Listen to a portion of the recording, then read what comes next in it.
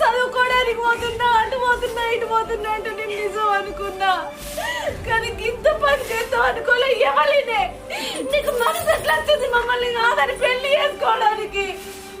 మీ అన్నకు నువ్వు కాకపోతే ఇంకెవరు ఉన్నారు? చూడు ఎట్లా ఎడుతున్నావు, ఇది నీకు న్యాయమేనా? చెల్లె పెళ్ళొద్దు చెల్లె, నేను అర్థం చేసుకో. నీ నల్లారు ముద్దు ఒక మంచి వ్యక్తికి ఇచ్చి నీ పెళ్లి చేస్తా కానీ ఎవరిని వద్దు చెల్లె.